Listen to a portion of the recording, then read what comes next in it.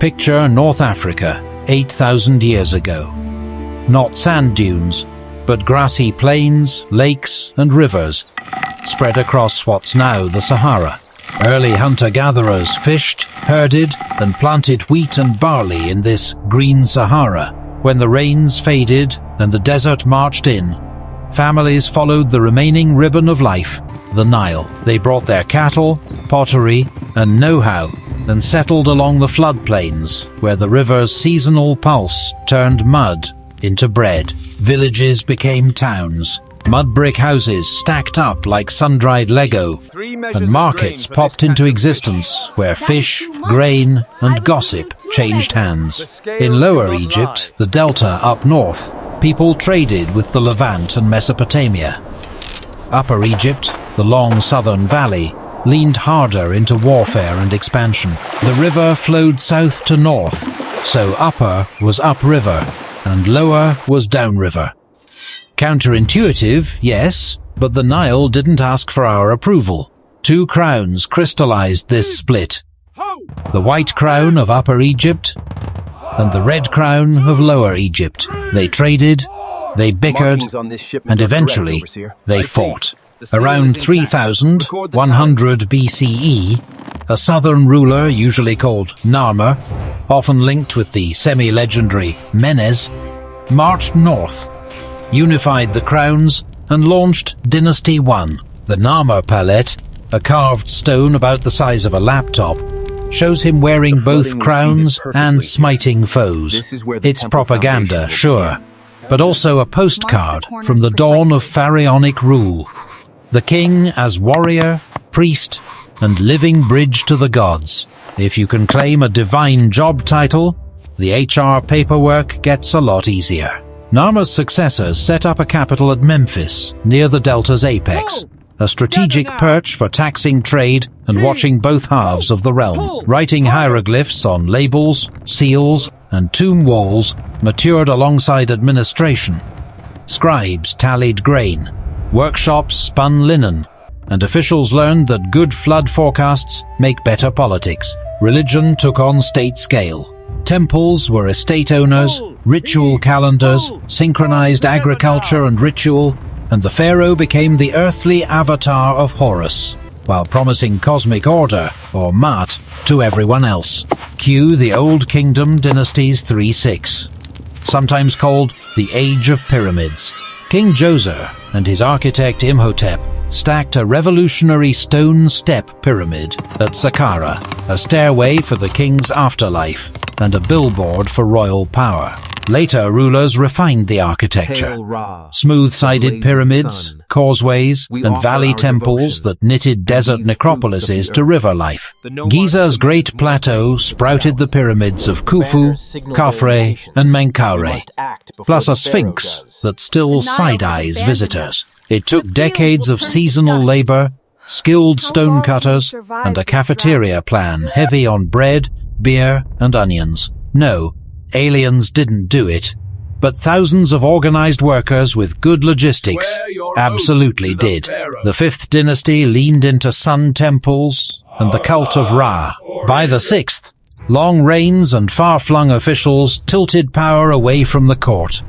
Pepi II reputedly ruled for more than 60 years.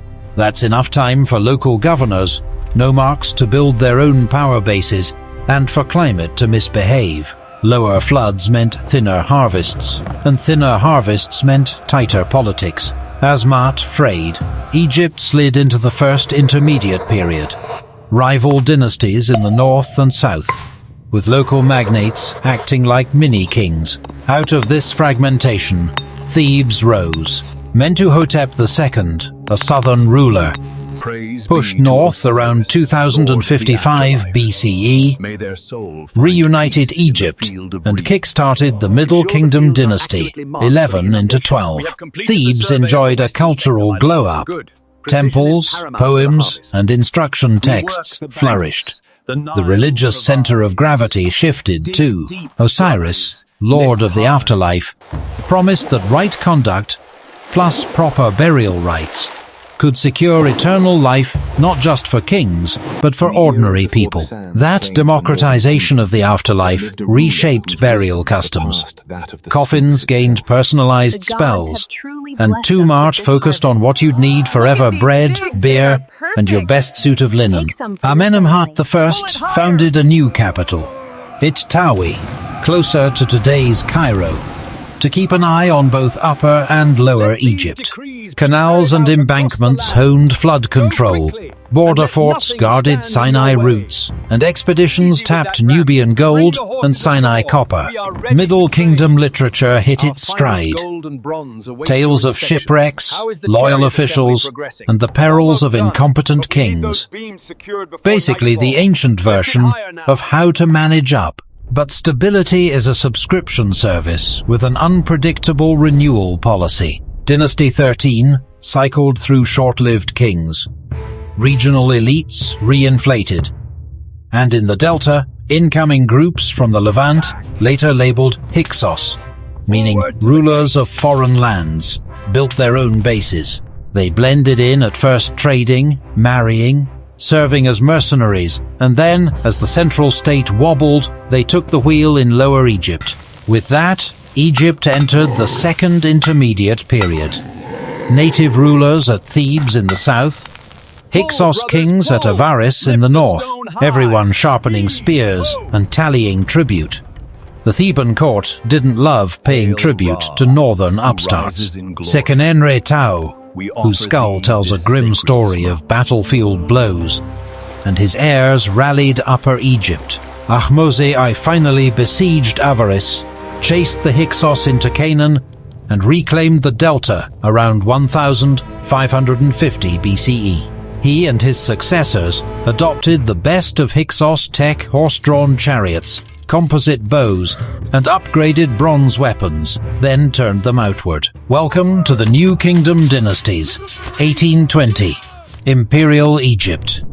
Tribute and trade flowed in from Nubia and the Levant. Temples at Karnak and Luxor ballooned into stone forests. Desert valleys like the Valley of the Kings hid royal tombs from looters. Thutmose I and Thutmose III pushed Egyptian power to Megiddo and beyond. The empire was now a web of garrisons, vassal treaties, and regular caravans bearing cedar, lapis, and wine. Administration scaled up. Scribes counted everything, and everything had a receipt. Ancient accountants walked so modern spreadsheets could run. Then came a plot twist.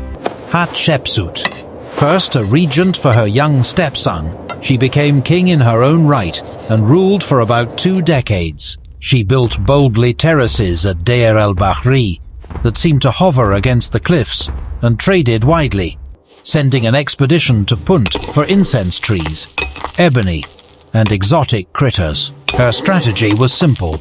Wealth is cheaper than war. After her death, Thutmose III put the army back in first gear and campaigned relentlessly in Syria-Palestine, staging the famous ambush at Megiddo. He also took a chisel to many of Hatshepsut's images, a PR move that says more about royal anxieties than about her competence. A century later, Amenhotep IV, better known as Akhenaten, tried to recalibrate the entire spiritual compass. He championed the Aten, the sun disk, moved the capital to a brand new city at Akhetaten, modern Amarna, and let a distinctive artistic style flourish. Elongated forms, intimate family scenes, and sunbeams ending in tiny hands. Diplomatically, it was not ideal. Egypt's vassals in Canaan wrote pleading letters, "We have them," asking for help as rivals closed in. When Akhenaten died, the old order snapped back.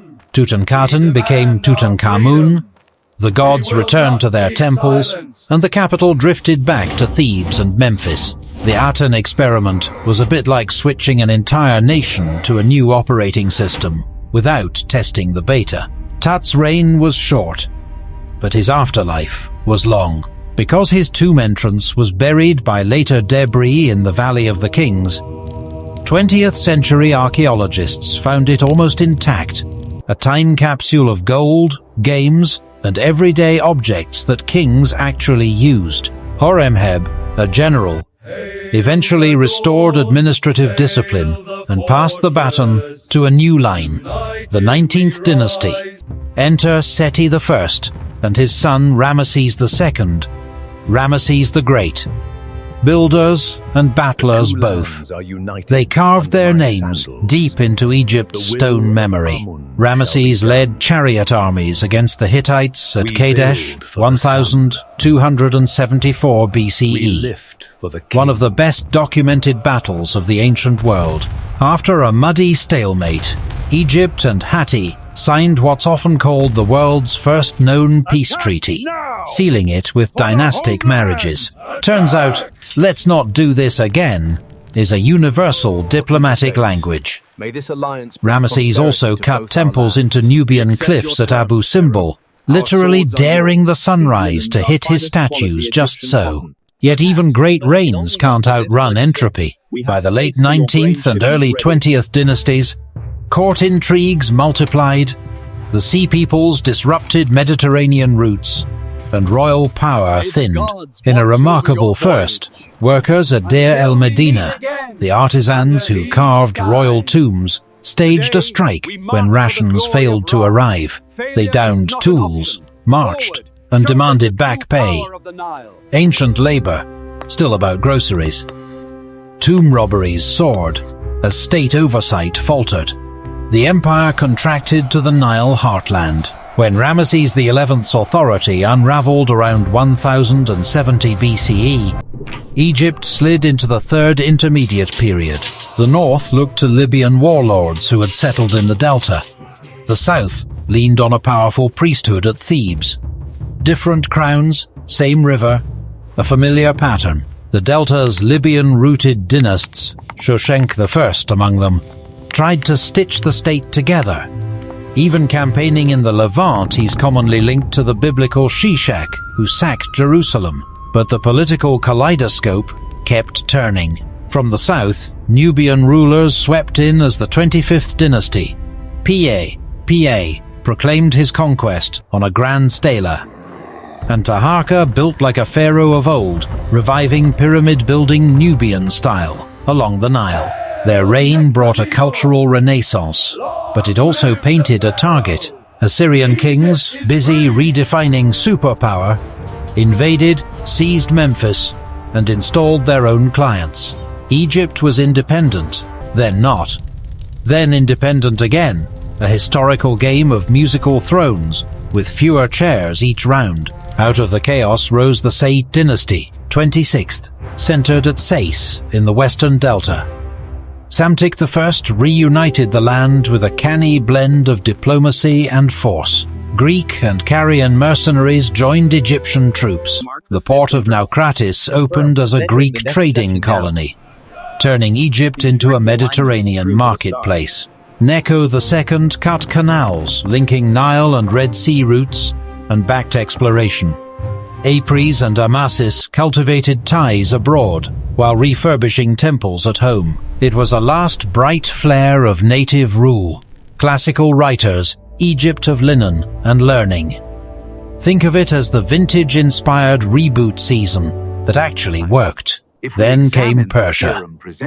In 525 BCE, Cambyses II defeated Psamtik III and folded Egypt into the Achaemenid Empire as a satrapy.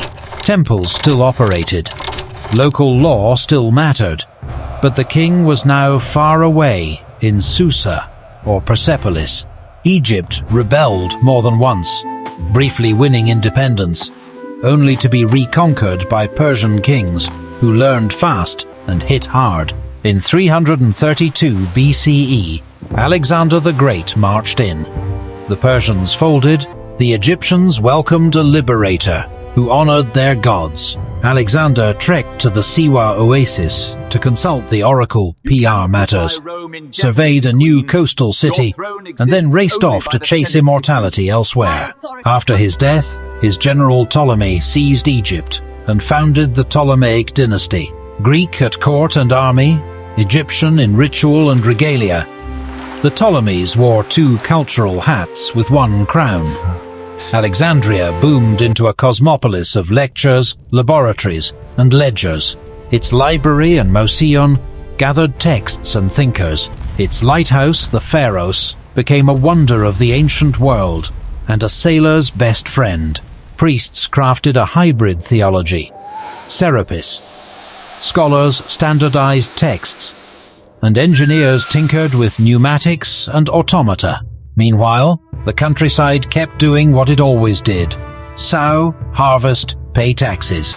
The machine worked as long as the monarchy did. Fast forward to Cleopatra VII, last of the Ptolemies.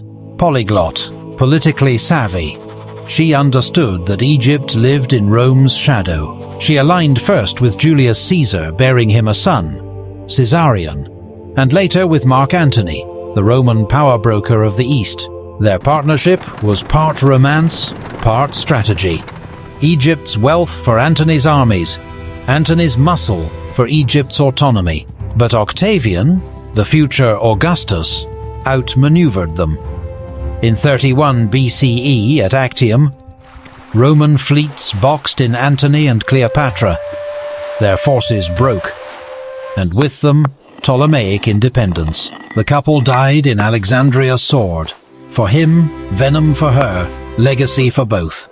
And Octavian rolled Egypt into Rome's portfolio as his personal province. Roman and then Byzantine administrators managed the Nile's grain like a spreadsheet. Feed the legions, feed the cities. Keep the tax receipts legible. Temples gradually yielded to churches. The old writing systems faded as Coptic and Greek took hold. In 641 CE, Arab armies of the Rashidun Caliphate entered Egypt. Can you see anything? Alexandria surrendered, and a new chapter began, in Arabic, with the Nile still doing what it had always done: rise, fall, renew. So what's the through line in this 3,000-year epic? Water, order, and reinvention. The Nile's flood was the metronome, Mat the melody, and Egypt's rulers native, Nubian, Persian, Greek, Roman, the musicians swapping seats. They built with stone but survived with paperwork. They carved gods from granite but managed grain like prose. Even the collapses taught lessons. Decentralize too far and you get nomarchs with crowns. Change religion overnight and your vassals panic. Forget to pay artisans and your tumart goes on strike. Basically the ancient version of don't ship on Friday. There is not, and yet the culture kept knitting itself back together. New kings, new capitals, old gods in new clothes. If ancient Egypt feels eternal, it's because it turned routine into ritual, and ritual into resilience. The pyramids are loud, but the real miracle is quieter. A civilization that outlasted droughts, invasions, and fashion cycles by trusting a river and the calendar it wrote in the fields.